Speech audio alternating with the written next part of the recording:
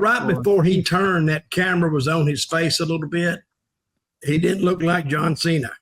No, he didn't. And I said, and I went, that's the first time I've seen somebody, his face just drained of all humanity, of all emotion. Yeah. And he was just there. And, you know, The Rock did the deal like this. That it was the longest angle I've ever seen. Hello again, everybody, and welcome to an all-new episode of the Wrestling Time Machine. I'm your host, Mac Davis, along with my two regular hosts, and they also include the legendary Mr. Bill Apter. Hey, Bill, how you doing? Well, thank you. And again, like Captain Lou Albano always said, I'm a legend in my own mind, brother. And my other weekly co-host is none other than the WWE Hall of Famer, Mr. Teddy Long. Hey, Teddy. Hey, good afternoon, everybody. Good to see you. And of course, as you may notice, we have this Brady Bunch look on the screen right now, and that's because we have a special guest with us on this week's show. You don't have no Brady Bunch look. Where did you come up with that? Hey, you don't remember the little... Teddy, you know, every week he comes up with something but somebody with this wrestling, he's all of a sudden now with a Brady Bunch. Wow. What the? Could have been a Freebird bunch. I've had it. Oh my God! I'm gonna cut you out in a minute. No, we're getting a great start. I can tell already. Oh yeah, Teddy and I always go at each other. It can't help Teddy, it. how you doing, man? Been a long time since I've even talked to you. I'm doing good, Dutch, man. Thank you so much for the last, the compliments and things you said about me. Thank you very much. You know what? Well, before we get onto our topics, Teddy, did you ever referee any of Dutch Mantel's matches anywhere? Yeah, a lot of them. Hell yeah. Bobby Jaggers, he's with Bobby Jaggers at one time. I refereed back then. And Dutch, what do you remember Teddy as a referee? Oh, he was good. He was really good. Teddy, how I put you over, man. You were a good referee. Really Thank you, good. sir. And he could never count to five. He'd always 1, 2, 3, 4. Break it up. Well, Dutch, it's good to have you on the show this week. And this show is a little bit different than some of the other shows I know you do. But we're just going to do basically what's in the headlines in wrestling. And one of the things I want to talk about with all three of you is the finally we get John Cena where we can see him. He did his promo last night on Raw.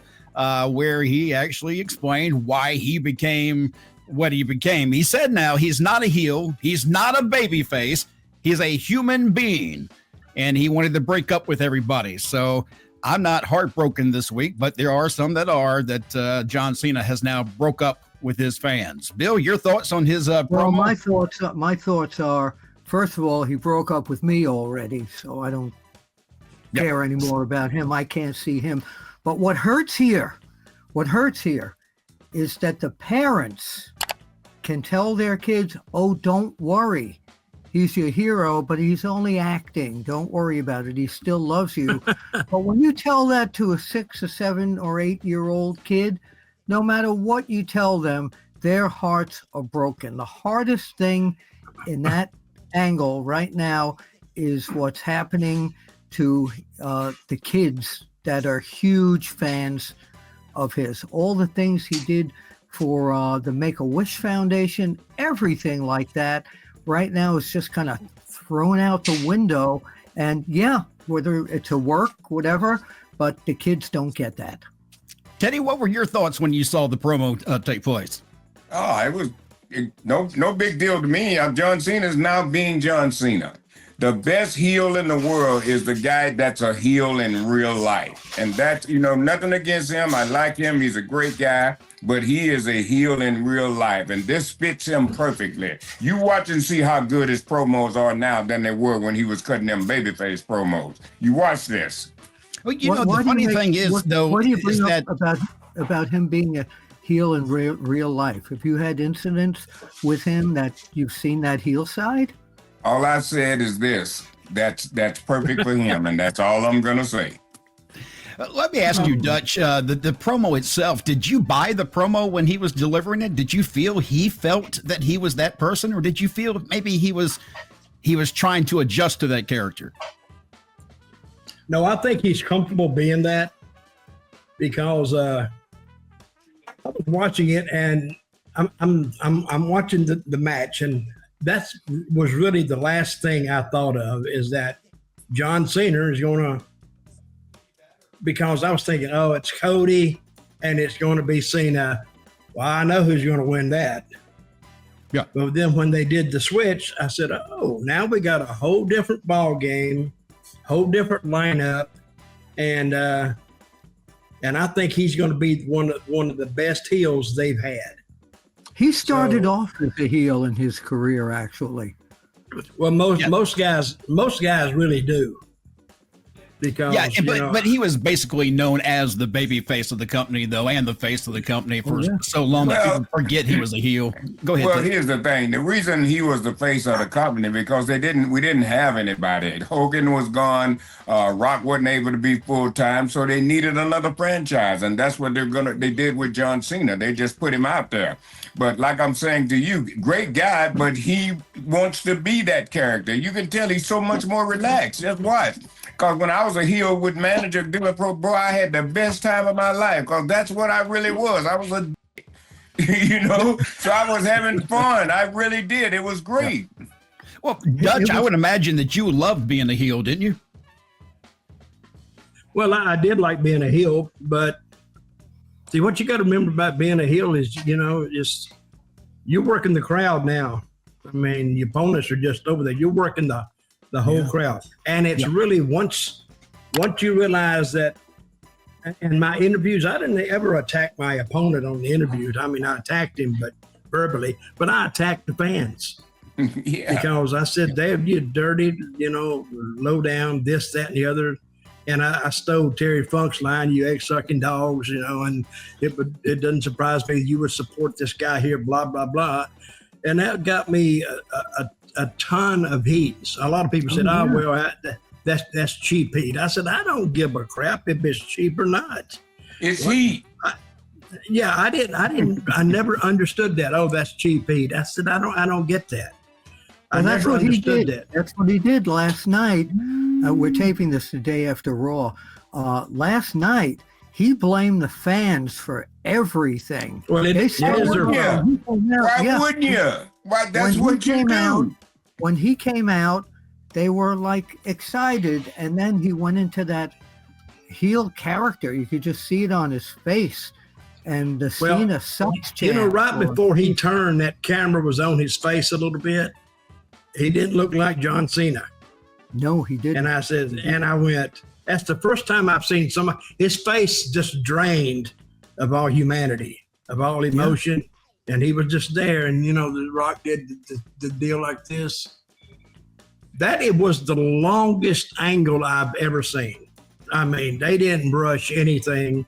They took their time because they had no set time to get off anyway. So they could have taken all night. What if it started at 11:30 and then they're halfway through it at 5 after 12?